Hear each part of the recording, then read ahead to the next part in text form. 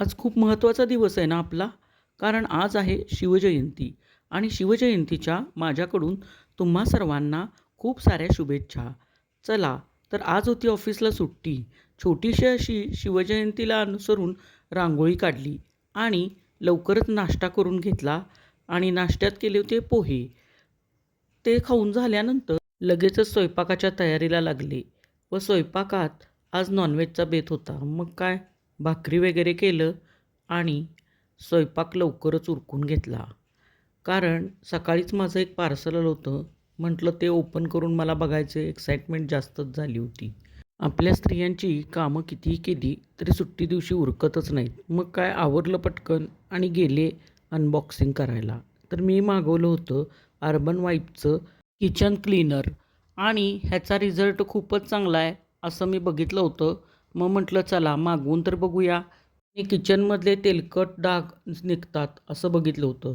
आमच्या इथं पुढं पटांगण आहे, तिथं मुलांनी शिवजयंतीचं वर्गणी गोळा केली होती व मंडप टाकून शिवाजी महाराजांची मूर्ती ठेवून पूजा केली होती व सकाळीच 9 वाजता मुलं मला आरतीला बोलवायला आली होती.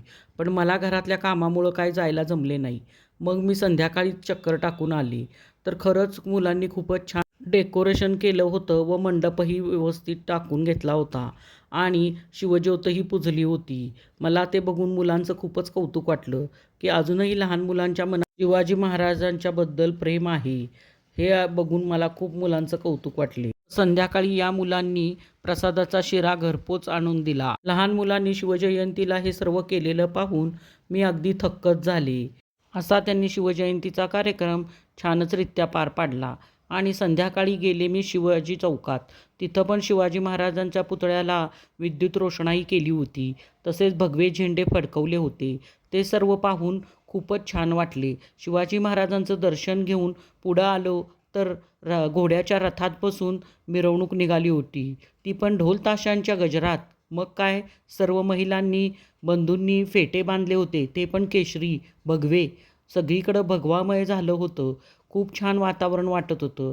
अशा प्रकारे शिवजयंती आमच्या गावात साजरी झाली आणि कालच मी काढल्या होत्या ट्रॉल्या स्वच्छ करायला. रात्री 1 वाजेपर्यंत सर्व ट्रॉल्या बाहेर काढून, झाडून, पुसून तिथं झुरळाचे औषधं मारून घेतले. असं मी दर 2 महिन्यांनी करत असते. त्यामुळं ट्रॉल्या सर्व स्वच्छ दिसतात. आता राहिलं होतं फक्त बाहेरचं क्लीन करायचं.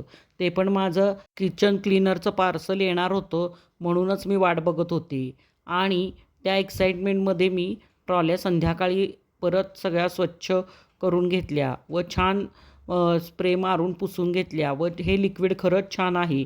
याने ट्रॉल्या खूप मस्त छान निघाल्या. तरी ट्रॉल्यातला सगळा पसारा मी बाहेर काढला होता, कारण झुरळांचं औषध मारून ठेवलं होतं आणि सकाळी हा सगळा पसारा ट्रॉलीत लावून घेतला. सगळ्या ट्रॉल्या व्यवस्थित लावून घेतल्या. त्यामुळंच मी मुलं 9 वाजता सकाळी आरतीला बोलवायला आली होती, त्यामुळे जाऊ शकले नाही. तुम्ही किती दिवसातनं अशा ट्रॉल्या स्वच्छतेला काढता? मला नक्की कमेंटमध्ये सांगा. तर अशा प्रकारे माझा आज शिवजयंतीची सुट्टी गेली. बाय.